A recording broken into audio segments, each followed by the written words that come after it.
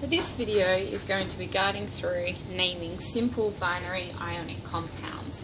So to first off, let's start with a simple example like magnesium chloride.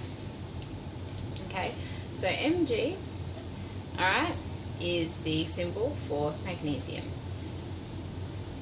which comes from group 2 in the periodic table, and so usually has a +2 charge associated with it. Alright, the chlorine, sorry, make sure I get my spelling right, comes from group 17, which usually has a -1 charge associated with it.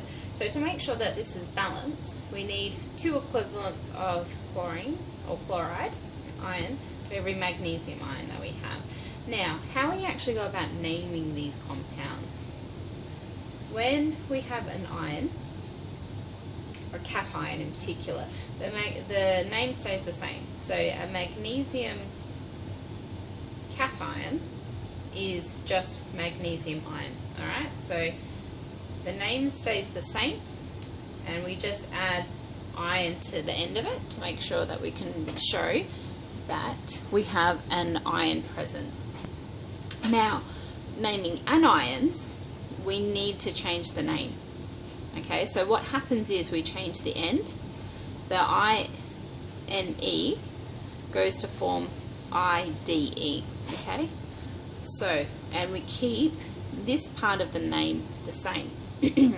So the stem of the element stays the same, but we change the ending, so it becomes IDN. So there is a change for anions, and we also add ion to the end. So magnesium, the anion, if the chloride, becomes a chloride ion. So how we go about naming the entire compound, alright, is we name the cation first, and then the anion. So in this case, we have magnesium chloride, and that is the name of our compound up there. Alright, so let's try another example. Another one you might be familiar with is sodium, okay, table salt, sodium chloride. So here, Na stands for sodium, which is our cation, which has a +1 charge in case you're interested in. And the chloride is the same from before. So this comes from chlorine, which has a -1 charge. So our cation stays the same, so it's a sodium ion. Chlorine, okay, changes. We have IED on the end, alright, and this becomes chloride ion.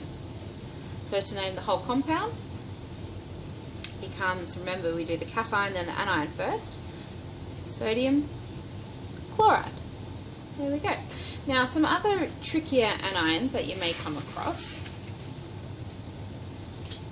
is ones like oxygen. Okay, so oxygen, when it forms an anion, it's from group 16, sorry. So it has a -2 charge when it becomes an anion. And the name, we keep just the OX in this case, and it becomes an oxide ion, alright, which is O2-. Another one is sulfur, again from group 16, again has a -2 charge, and that becomes a sulfide ion, okay, S2-. There. So again, we're only keeping this part of the stem from the element. Another one that you might come across is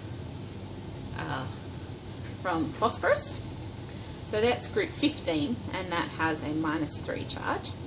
And the name for this one, again keeping the stem, becomes a phosphide ion. Another last one is an ion coming from the element nitrogen. Again, that's another group 15, so it has a -3 charge, and that becomes a nitride ion. Alright, so in all these cases we've got the stem here and we're changing the end. Okay, so for the anions it's most important that you change the end, and that will indicate that it's an ion. If you're still having trouble, go talk to one of your tutors or put your hand up in lecture. Okay.